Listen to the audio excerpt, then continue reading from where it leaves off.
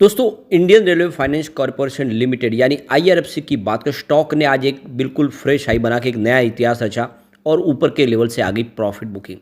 अब क्या हमें भी प्रॉफिट बुक कर लेनी चाहिए या फिर अभी इसमें बड़ी तेजी की संभावना बाकी है? यहाँ पे कुछ बड़ी अपडेट निकल के आ रही है जिनको एक एक करके डिस्कस करने वाले। इसके अलावा जो बड़ी डील हो रही है उनको भी डिस्कस करेंगे, जिससे ये बात समझ में आएगा कि आखिर बड़े फंड हाउस का रुझान क्या है स्टॉक को लेकर। दूसरी तरफ अगर हम रेल विकास निगम लिमिटेड की बात करें तो यहाँ पे भी आज एक बिल्कुल फ्रेश हाई बन चुकी है। स्टॉक लगातार दौड़ रहा है और यहाँ पे कुछ बड़ी अपडेट है जिनको एक एक करके डिस्कस करेंगे। क्या ये दोनों रेलवे के शेयर आने वाले समय हमें मल्टी बैग रिटर्न दे सकते हैं या फिर प्रॉफिट बुक करने का मौका आ चुका है? जानेंगे इस वीडियो के माध्यम से सारी संभावनाओं को। लेकिन फ्रेंड, उससे पहले अगर आप पहली बार हमारे चैनल पे आए तो चैनल को सब्सक्राइब कर दीजिए, एक बेल आइकॉन दबा दीजिए ताकि जब भी नया वीडियो बने पहला नोटिफिकेशन आपको मिले। वीडियो पसंद आए तो लाइक से जरूर कीजिए। चलो फ्रेंड्स, वीडियो स्टार्ट करते हैं। मैं हूँ आपका दोस्त SP दवे और हमारे अपने चैनल ऑनलाइन कमाई में आपका बहुत बहुत स्वागत। 3:15 बजे के आसपास का टाइम है। RVNL की बात कर ले तो यहाँ पे स्टॉक की शुरुआत पॉजिटिव हुई 374 की। इंट्राडे में 381 का इसने हाई बनाया, जो लो है वो 365 के आसपास है, यानी ज़बरदस्त तेज़ी बनी और उसके नीचे प्रॉफिट बुकिंग की संभावना बनेगी। इस समय स्टॉक 371 के आसपास है, जहाँ पे 0.21% की मामूली सी गिरावट है। तो स्टॉक में खरीदारी काफ़ी अच्छी हो रही है। वॉल्यूम ज़बरदस्त है। पिछले एक महीने पहले इसका 3 करोड़ का वॉल्यूम था, 70 लाख की डिलीवरी उठाएगी।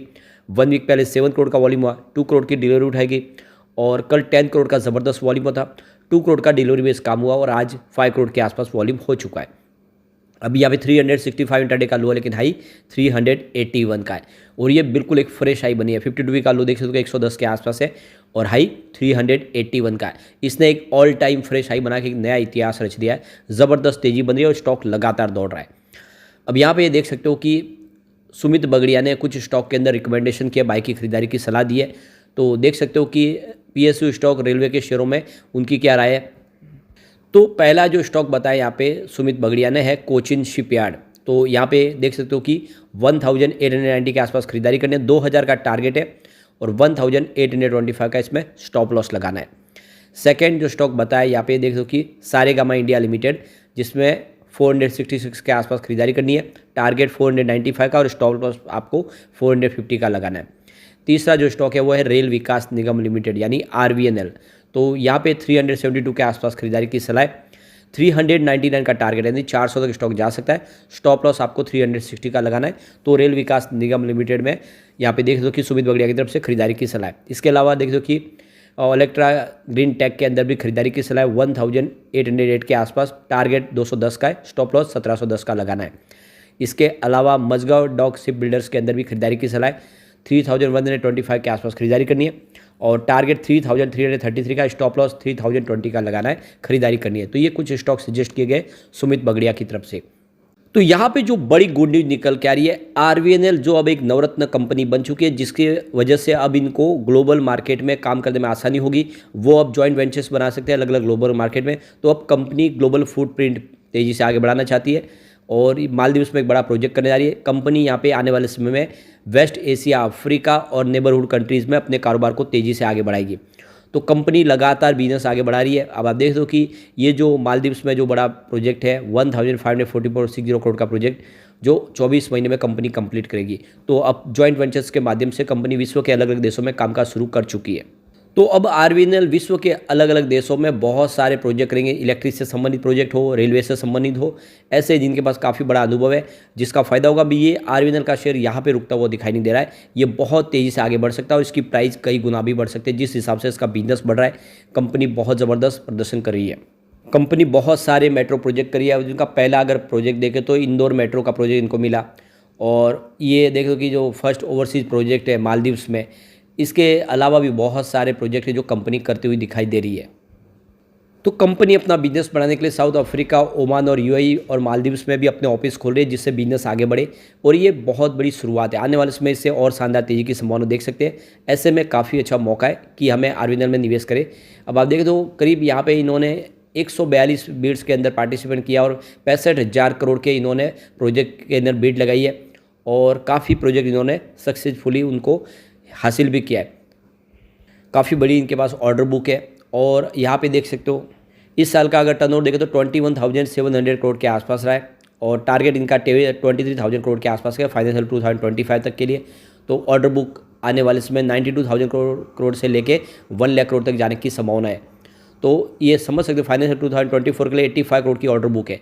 इससे आप क्लियरली समझ सकते हो बिजनेस कितना बढ़ रहा है। ऐसे में ये बहुत अच्छा मौका है कि खरीदारी की जाए और काफ़ी अच्छा डिविडेंड दे रही है। इस बार भी कंपनी ने डिविडेंड का ऐलान किया है। ऐसे में लॉन्ग टर्म इन्वेस्टर इसमें निवेश कर सकते हैं, आने वाले समय आपको ज़बरदस्त रिटर्न दे सकता है। अब हम चलते हैं IRFC की तरफ। तो यहाँ पे देखो कि 188 पर स्टॉक की शुरुआत हुई, पॉजिटिव शुरुआत हुई। कल की क्लोजिंग 186 के आसपास थी। इंट्राडे में 190 का इसने हाई बनाया, लेकिन जो लो है वो 182 के आसपास है। अब यहाँ पे देख सकते हो कि 184 पे इस समय स्टॉक ट्रेड कर रहा है। 1.10% की गिरावट देखने को मिली, 1% के आसपास की गिरावट है। वॉल्यूम काफ़ी अच्छा है, देख सकते हो कि पिछले एक महीने में इसका 7 करोड़ का वॉल्यूम था। 2 करोड़ की डिलीवरी उठाएगी। 1 वीक पहले 15 करोड़ का वॉल्यूम हुआ, 5 करोड़ की डिलीवरी उठाएगी। और कल 24 करोड़ का ज़बरदस्त वॉल्यूम हुआ, 7 करोड़ की डिलीवरी उठाई थी और आज भी 9 करोड़ का वॉल्यूम हो चुका है। यहाँ पे 182 इंट्राडे का लो है, लेकिन हाई 190 के आसपास है। अब आप देख सकते हो कि इसने कल 192 का एक फ्रेश हाई बनाया था। अब उस लेवल से अगर आप देखें तो 2 रुपये नीचे आज स्टॉक गया, लेकिन बिल्कुल तेज़ी से आगे बढ़ने को तैयार है। 31 रुपये इसका 52 वीक का लो आप देख ही सकते हो। उस हिसाब से बहुत बड़ा मल्टीबैगर साबित हुआ स्टॉक। पूरे बाजार में वॉल्यूम के मामले में आज भी नंबर 3 पे है IRFC। ज़बरदस्त वॉल्यूम में कामकाज हो रहा है।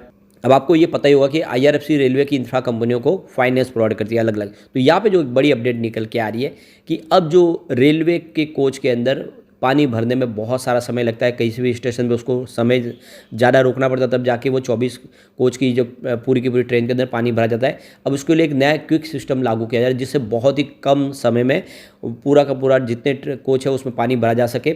और 24 कोच वाली ट्रेन है वो काफ़ी कम समय में पानी भर सकते हैं, और जहाँ पे छोटा स्टेशन पे ठहरा वहाँ पर भी पानी भरा जा सकता है। अब इसके लिए एक नई टेक्नोलॉजी लाई जा रही है, तो आप समझ सकते हो इसमें भी बहुत सारा इन्वेस्टमेंट होने वाला है और धीरे धीरे पूरे इंडिया के अंदर ये टेक्नोलॉजी लगाई जाएगी क्विक वाटरिंग सिस्टम की।